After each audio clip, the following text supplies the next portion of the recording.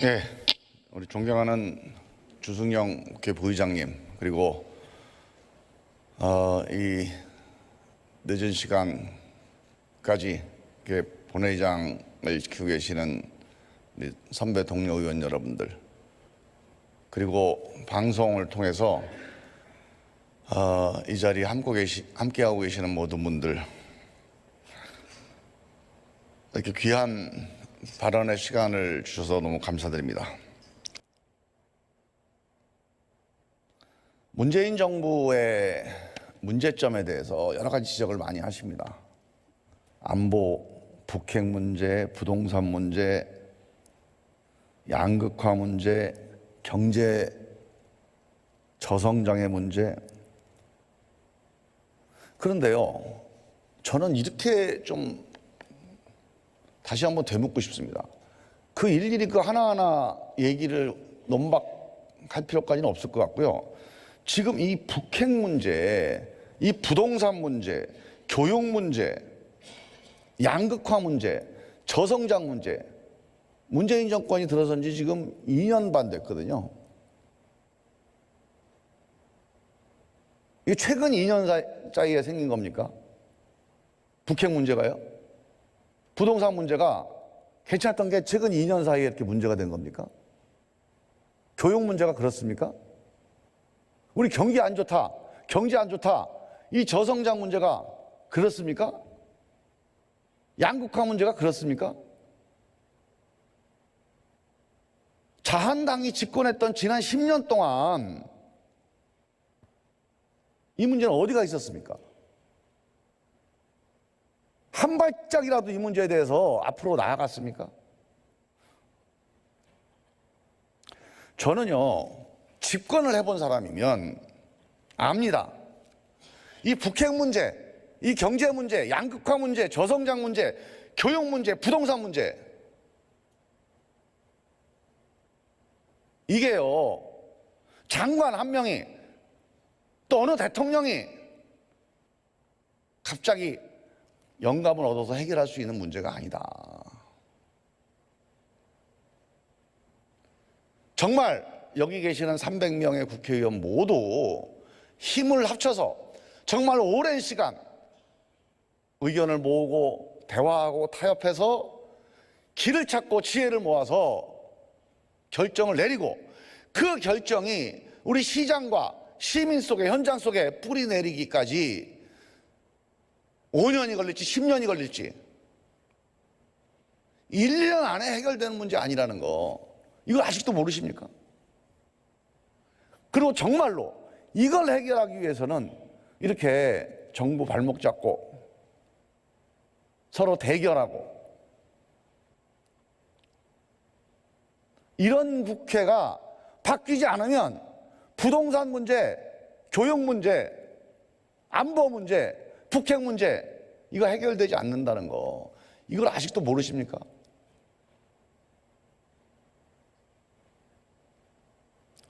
전 적어도 지금 이 우리 국민들이 생각하고 있는 이 중요한 문제들에 관해서는 대통령의 집행 결정만으로는 해결될 수 없는 문제입니다. 박근혜 정권 때 노동개혁한다고 4년 내내 소리 높여 외쳤습니다. 국회에서 노동개혁 관련된 입법을 하기 위해서 박근혜 대통령만 국회에다 호소를 수차례 했습니다. 법 개정이 안 됐죠. 원방을 많이 했을 겁니다. 지금 우리가 마주하고 있는 문제들, 양극화, 저성장, 기후변화, 이런 게 장관이 명령 한번 한다고 될 문제가 아닙니다. 그렇게 해결되는 문제들이 아무것도 없어요.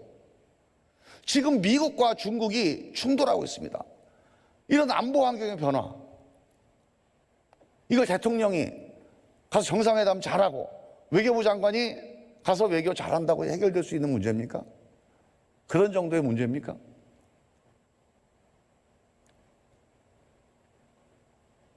우리 역사에 보면요, 대한민국의 운명이 크게 휘청거렸던 역사의 전환기가 있습니다. 대개 보면 한반도를 둘러싼 여러 가지 세력이 재편되던 그런 시기였습니다. 그런 시기에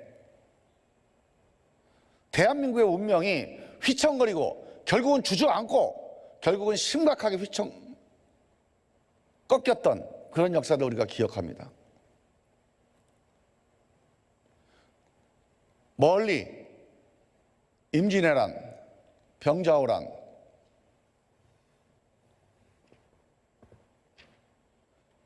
이른바 명청조책이 명나라와 청나라의 그 중국 대륙의 본진이 교체되는 이 세력 재편기에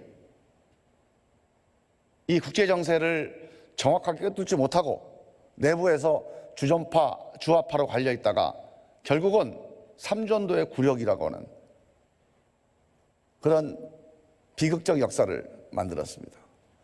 우리 구한말은 어떻습니까? 너일전쟁, 청일전쟁, 그리고 서구 열강들이 이 아시아로 진출할 때 일본과 청나라와 러시아가 한반도를 둘러싸고 쟁탈전을 벌이고 있을 때 우리가 제대로 대응을 못했습니다.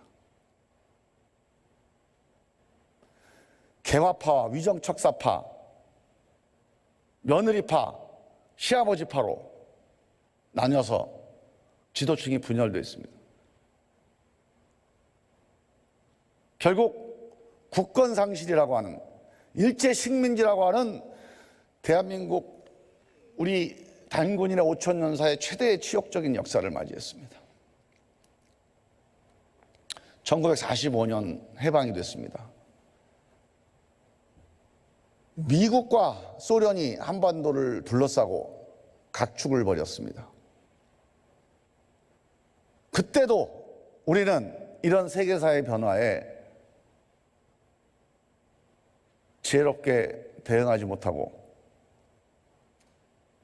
좌우로 분열되면서 결국 분단과 전쟁이라고 하는 또 하나의 역사적인 참화를 겪게 됩니다.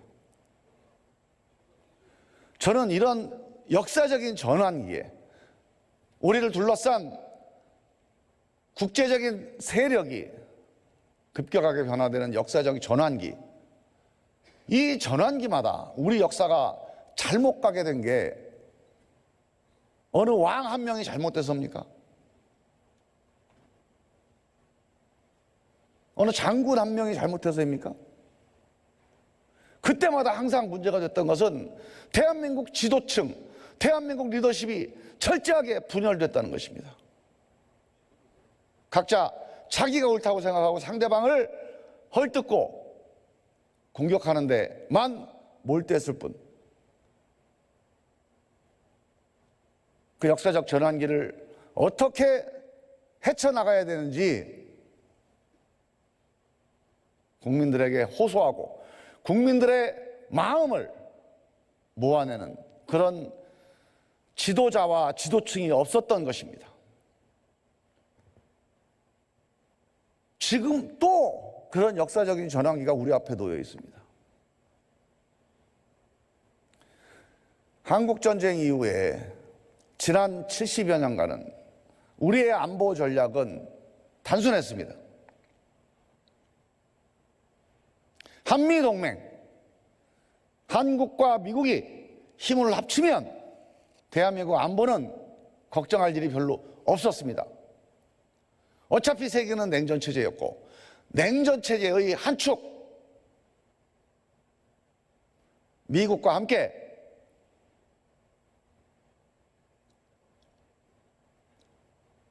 민주주의 시장경제하는 나라들과 함께 대한민국은 함께 가기로 선택을 했고 미국과 튼튼한 동맹관계만 유지하면 대한민국 안보는 걱정할 일이 없었습니다. 대한민국의 국가 전략은 한마디로 한미동맹 강화였습니다. 그거 이외에 또 다른 국가 전략이 필요가 없었습니다. 지금도 지난 70년하고 혹시 비슷하다고 생각하십니까?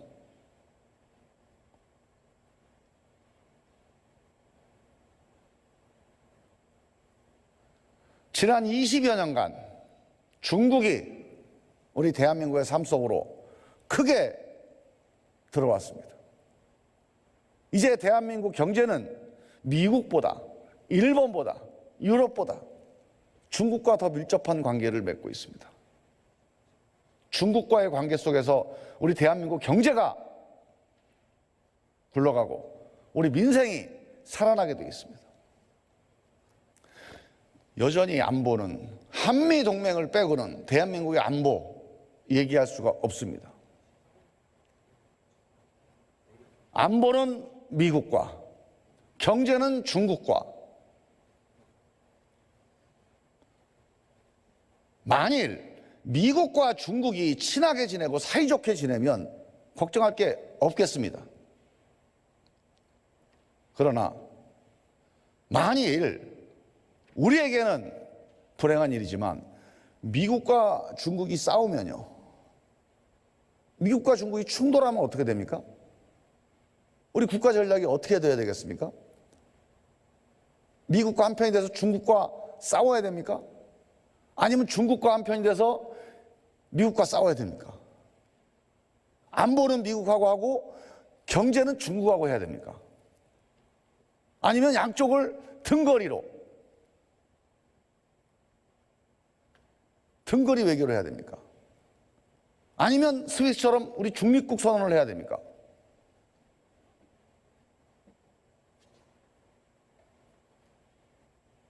이 국가 전략에 대해서 구한말에 친너파, 친청파, 친일파로 갈라졌던 그때 혹시 기억하십니까? 우리 역사 공부하면서 도대체 왜 우리 조상들은 이 중요한 시기에 국가의 미래를 위해서 준비하고 국가의 미래를 위해서 힘을 모으고 앞길을 개척할 생각을 안 하고 이렇게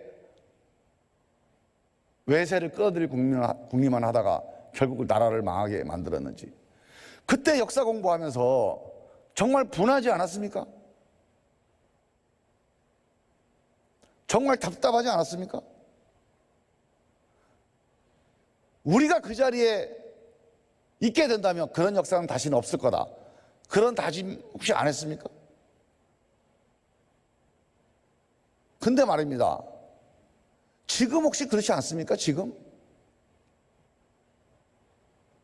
미국과 중국이 경제적으로 무역 분쟁만 하는 것이 아니라 안보적으로 또는 국가 전략적으로 충돌하고 있다고 생각하지 않습니까? 지금은 내포되어 있지만 그런 게 언제 표출될 거라고 그렇게 우리가 대비해야 되지 않겠습니까? 그렇게 될 때 우리는 어떤 선택을 해야 됩니까? 우리 한국당 의원님들, 그 점에 대해서 아주 명쾌한 대답을 준비해 놓으셨습니까?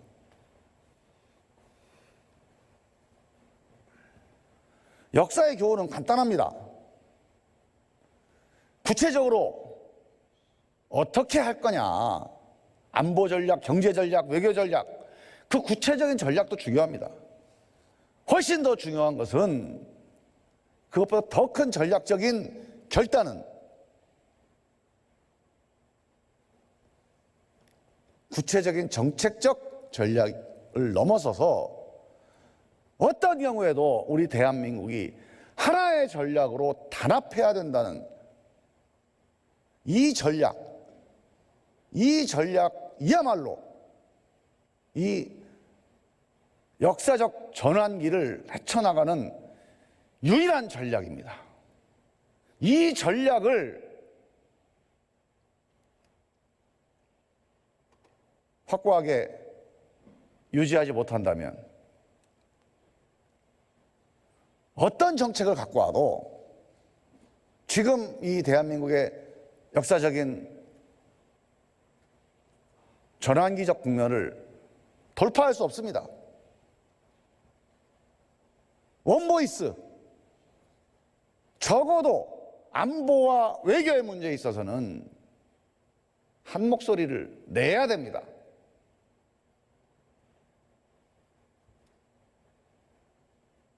역사적으로 모든 국가가 춘추 전국 그리스 로마 이후에 동서를 막론하고 모든 국가가 이 역사적인 전환기를 헤쳐갈 때 스스로 단합하고 한 목소리를 내지 못했다면 그 공동체는, 그 국가는, 그 민족은 망했습니다. 지금 우리가 미중 충돌이라고 하는 역사적인 전환기 앞에서 정말 대한민국이 한 목소리를 내고 있는가? 한 목소리를 낼 수 있는 역량이 있는가?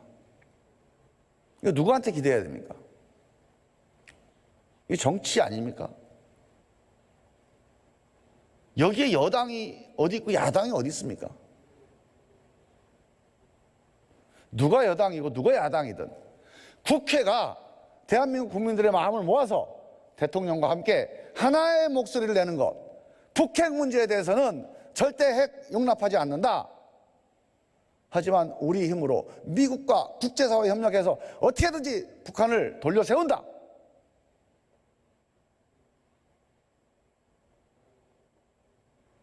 이 점에 대해서 확고한 한 목소리를 내는 것. 미국에 대해서는 어떠한 경우에서든지 한반도에서의 무력 충돌은 대한민국 국민들의 결단 이외에는 허용할 수 없다. 함께 문제를 해결하자.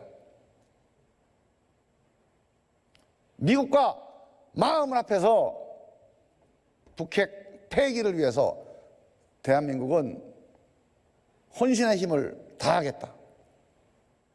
끝까지 함께 하겠다. 이렇게 한 목소리를 내는 게 이게 우리가 해결해야 될 길입니다. 그렇게 되다 보면 뭐 보복이 있을 수 있겠죠. 어려움이 있을 수 있습니다. 뭐 사드로 인한 중국의 경제 보복, 또 미국과의 관계에서도 어떤 식으로든지 우리한테 불편한 일이 뭐 방위비 분담 문제로 생길 수도 있고요. 하지만 일시적으로 어떤 어려움이 생기더라도 우리가 대한민국의 한 목소리로 단합해 있다면 뭐가 걱정입니까? 헤쳐나갈 수 있지 않겠습니까? 이수신 장군이 저 남해안 바다 위에서 12척의 배를 가지고도 그 백성들을 하나로 단합시켰기 때문에 이긴 거 아닙니까? 조선을 지킨 거 아닙니까? 저는 대한민국의 안보에 있어서는 단합, 원보이스 여기서 출발한다고 생각합니다. 국회가 해야 될 일입니다. 과연 우리 국회는 이 일을 하고 있는가? 양극화라고 하는 문제가 정말 심각합니다. IMF 이전에 대한민국과 IMF 이후의 대한민국은 완전히 다른 대한민국입니다. IMF 이전에도 경제가 어려웠고 서민들의 삶은 늘 팍팍했습니다. 하지만 정말 큰 변화가 있습니다. 경제 수준은 전체적으로 그때보다 지금이 낫다고 할 수 있겠으나 양극화는 점점 심화됐습니다. IMF 이전 중소기업 노동자들의 평균 임금이 대기업의 80%였습니다. 지금 어떻습니까?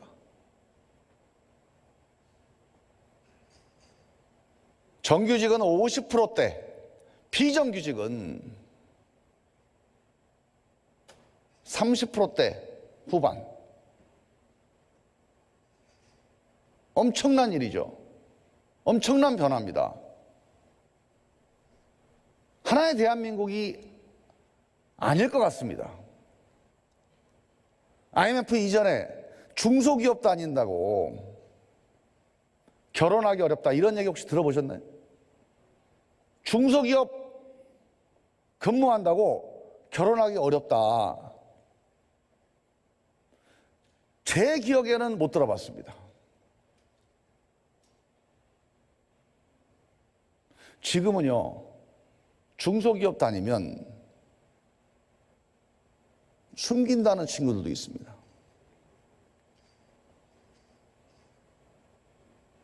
이런 양극화를 더 이상 방치할 수는 없죠. 그런데 갑자기 생긴 거거나 아니면 대통령이 경제부총리한테 명령 한마디 하면 해결될 거면 이게 해결이 안 됐겠습니까?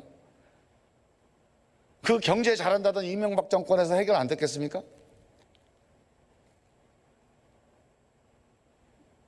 그 나라만을 생각한 구국의 일념으로 대통령이 된 우리 박정희 대통령, 아니 박근혜 대통령 때 이 문제가 해결이 안 됐겠습니까? 왜 이게 해결이 안 됩니까? 이 대기업 중소기업 문제, 노동자들 내부에서도 이해관계가 엇갈리는 문제입니다. 이 엇갈리는 이해관계를 어떻게 해결합니까? 이거 해결하려면요, 이 갈등을 해결하려면요, 정말 타협을 해야 됩니다. 그냥 대통령이, 경제부총리가 지시한다고 되는 게 아닙니다. 이 타협은 누가 합니까? 국회가 해야 됩니다. 적어도 유럽처럼 내가 직장을 잃으면, 해고를 당하면 최소한 2년 동안 지금까지 내가 벌어들인 소득의 적어도 70~80% 정도는 한 2년 정도 보장을 해주고, 그 2년 안에 그냥 커피 바리스타 이런 교육 말고 정말 제대로 된 신기술을 교육을 시켜서 다시 전문직으로 일자리를 얻게 만들어줄 수 있는 그런 국가 인프라, 그런 일자리 인프라, 그런 일자리 안전망, 이런 거 필요하지 않겠습니까?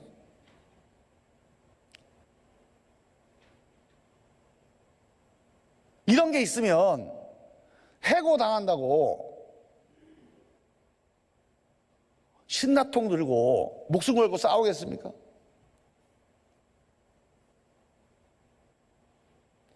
우리가 서커스를 보면요, 외줄타기랍니다. 시장 경제는 정말로 정글입니다. 이 외줄타기 같은 겁니다. 낙오하면 떨어집니다. 해고당하죠. 떨어지는데 바닥이 콘크리트 바닥이에요. 그럼 죽습니다. 누가 그 외줄을 타려고 하겠습니까? 안 타려고 하죠. 떨어져도 그 밑에 그물이 있어서 그 그물에 걸려서 다시 툴툴 털고 다시 올라갈 수 있는 그런 인프라가 있어야 이 시장 경제라고 하는 외줄을 우리가 맘 놓고 탈 수가 있지 않겠습니까? 우리 대한민국 시장 경제에 이 그물이 있습니까? 이 일자리 안전망이 있습니까?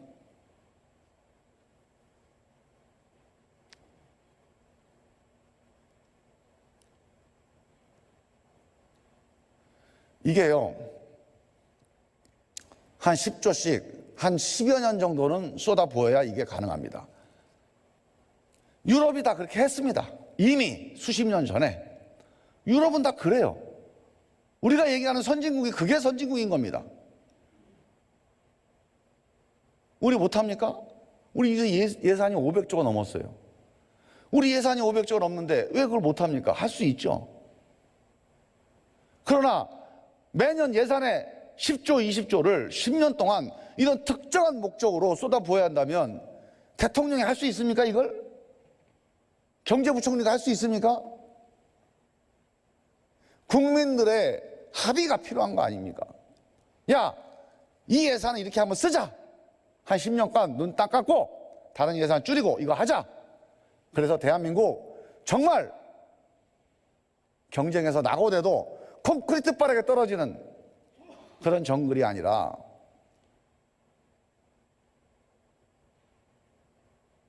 일자리 안전망이 갖춰진 그런 선진국 가자. 이렇게 국민들이 합의하면 할 수 있는 거 아닙니까? 돈이 없는 게 아니죠.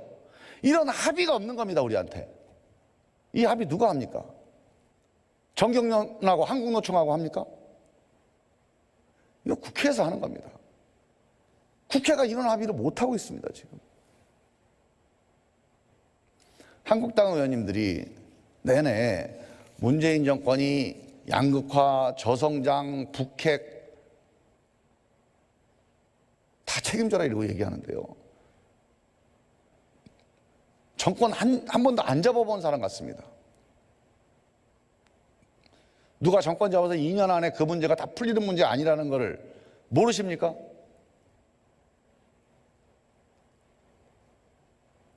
국회가 정신 차려야 대한민국 국민들이 외주를 타다가 콘크리트 바닥에 떨어지는 그런 비극을 막을 수가 있습니다. 교육 문제, 부동산 문제 다 마찬가지입니다. 우리 안보 문제, 양극화 문제만큼이나 우리 대한민국의 모든 문제들이 정말 이해관계가 첨예하게 부딪혀 있고 생각이 서로 충돌하는 문제들입니다. 저는 우리 저작거리에서 우리 많은 국민들이 이런 문제를 가지고 한국당이 지금 주장하듯이 그렇게 문재인 정부를 욕하는 거 있을 수 있다고 봅니다. 거꾸로 한국당 박근혜 정권을 욕하는 거 있을 수 있다고 봅니다. 그분들은 그렇게 욕하다가 또 열심히 일하러 가셔야 됩니다. 자기 생업이 있습니다. 그분들은 대한민국의 주인이지만 이 문제에 대한 해결을 위해서 심부름꾼을 뽑아서 심부름을 시켜놓고 다른 본업에 종사하고 있는 거 아닙니까? 그러면 그 심부름을 맡은 이 국회의원들, 이 국회가, 이 정치가 국민들을 대신해서 국민들이 열심히 일하고 잠자는 사이에 그 문제에 대한 해법을 이 갈라진 이견 그리고 이해관계가 서로 충돌되는 것들 이런 문제들에 대해서 토론하고 대화하고 타협해서 결론을 내려주는 것을 해야 되지 않겠습니까? 근데 그걸 안 하고 있잖아요, 지금. 안 하고 그냥 술집에서 술자리 방담하듯이 욕이나 하고 앉아 있지 않습니까?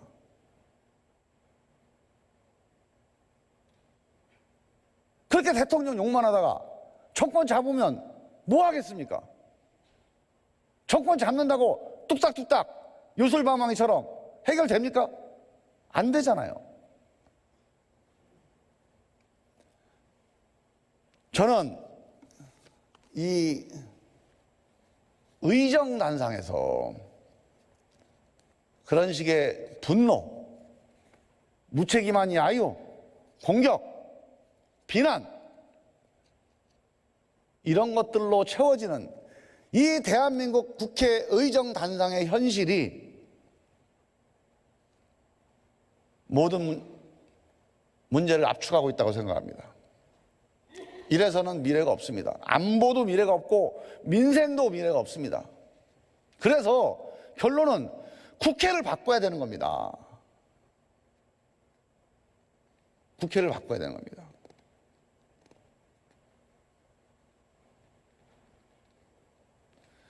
대통령 바뀌면 다 된다. 저도 예전에 87년에 6월 항쟁 때 대통령을 우리 손으로 내 손으로 민주화 항쟁을 할 때 대통령 바뀌면 대한민국이 새로운 대한민국으로 간다. 나라다운 나라로 간다. 그렇게 생각을 했습니다. 근데 30년 됐는데요. 대통령만 바뀌어서는 안 됩니다. 우리가 그동안에 정권 교체도 하고요. 우리 민주당 입장에서 보면 훌륭한 대통령이라고 하는 김대중 대통령, 노무현 대통령, 문재인 대통령 그 30년의 15년을 우리 민주당 대통령이 집권을 하는 역사를 함께 해왔습니다. 아, 이게 대통령만 바뀐다고 대통령을 체육관에서 뽑지 않고 국민들이 직접 뽑는다고 정권 교체가 된다고 해서 해결되는 게 아니구나.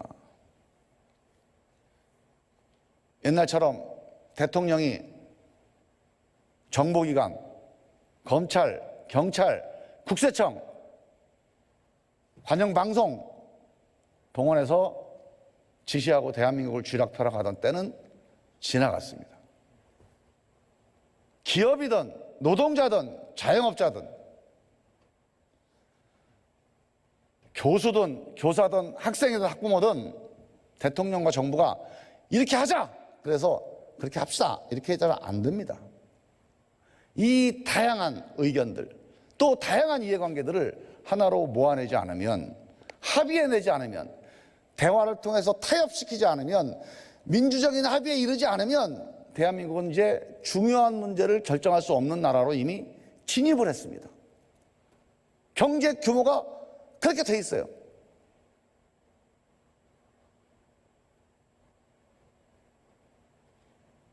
대한민국 국민들의 의식 수준이 그렇게 돼 있습니다. 대한민국 시민들의 자존심이 그렇게 성숙해 있어요. 안 됩니다. 자기도 참여해서 자기도 의견을 보태서 비록 자기하고 다른 결정이 나더라도, 비록 자기의 불리한 결정이 나더라도 자기가 이 결정 과정에 참여하지 않는 어떠한 결정 잘 승복하지 않습니다. 지지율 80%짜리 대통령이 와도 마찬가지입니다. 5년 내내 많은 사람들 대통령한테 전폭적으로 힘 몰아주게 만들어 해. 이렇게 안 됩니다. 결국 문제는 대화와 타협입니다. 이거 하는 거는요, 장관들이 하는 게 아니에요. 대통령이 하는 게 아닙니다.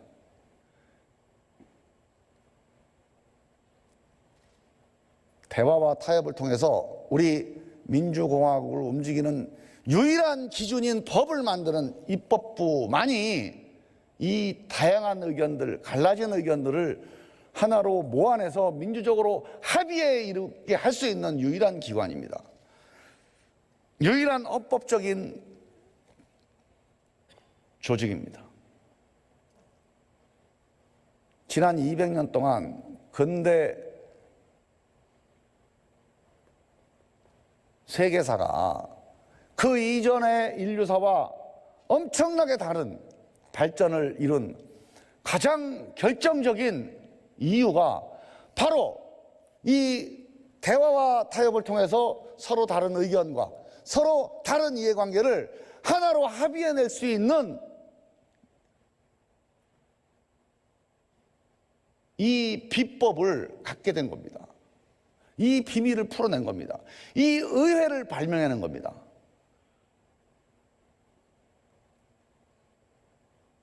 근대 이후에 인류가 산업혁명 때문에 이렇게 발전했다. 그건 일면의 진실입니다. 산업혁명, 그 이전의 인류와는 전혀 다른 생산력의 발전을 가져왔습니다. 엄청나게 많은 물건들을 생산하게 됐습니다. 그런데 이 생산된 물건을 나눠 갖는 민주주의가 그 전에 봉건 영주와 농노들과의 관계였다면 인류가 이렇게 발전했겠습니까?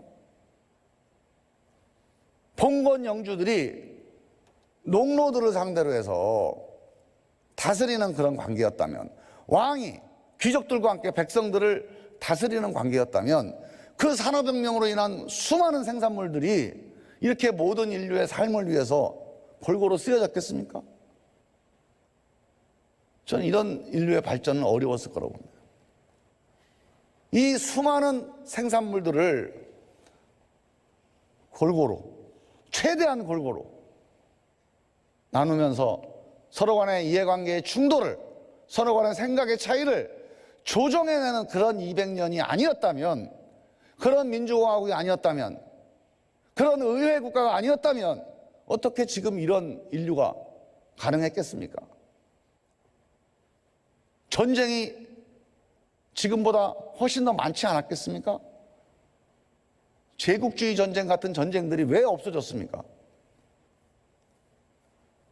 이 대화와 타협을 통해서 우리의 이해관계를 내 거 좀 내려놓고 상대편 거 내려놓고 어떤 하나의 타협점을 만들어내는 이 기술, 이 민주주의의 기술을 우리 인류가 뿌리 내리게 된 거 이외에 전쟁이 이렇게 없어진 그런 역사를 어떻게 설명할 수 있습니까?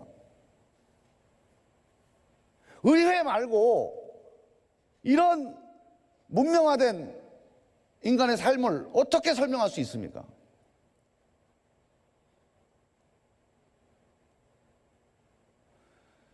우리가요, 이 의회를 바꾸고 국회를 바꾸는 거, 이게 미국, 중국이 충돌하는 이 역사적인 전환기에 양극화, 저성장, 저출산 고령화라고 하는 이 전대미문의 우리 경제적인 이 민생의 도전, 시련 앞에 대한민국의 미래를 개척해 나갈 수 있는 유일한 길입니다.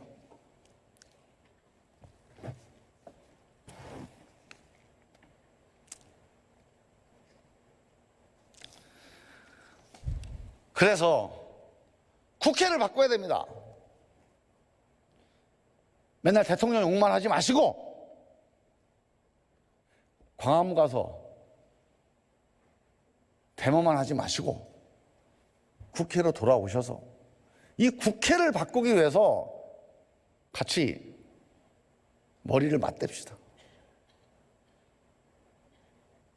여러분들이 얘기하는 대한민국에 대한 걱정,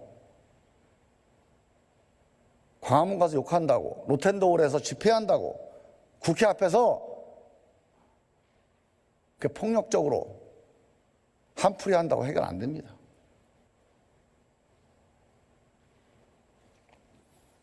제가 왜 이런 말씀을 길게 드렸냐면요, 우리가 선거법을 개정하자고 한 게 이 대한민국 의회를 살리자고 하는 겁니다. 대한민국 의회, 대한민국 국회가 원래 부여받은 헌법적인 임무, 그 역사적인 임무, 그 존재의 이유, 그걸 제대로 수행하지 못하고 있기 때문에 어떻게든지 한번 국회를 바꿔보자. 그게 선거법 개정의 출발점입니다. 어떤 분들은 선거법 개정한다고 국회가 바뀌냐? 예, 선거법 개정만으로 국회가 안 바뀌죠. 하지만 선거법도 개정을 못한다면 왜 못하죠? 제가 자세히 말씀을 드리겠습니다만 한 가지 이유 아닙니까? 기득권 때문입니다. 국회의원 스스로의 기득권 때문에 선거 제도 하나 바꾸지 못하고 합의해내지 못한다면 그런 국회에 어떻게 양극화를 해결할 수 있는 그런 국가적인 지혜를 기대할 수 있겠습니까? 어떻게 미국과 중국의 충돌이라고 하는 이런 세계사적인 시련을 대처해 나갈 수 있는 지혜를, 그 전략을 거기서 기대할 수 있겠습니까? 안 되는 거죠.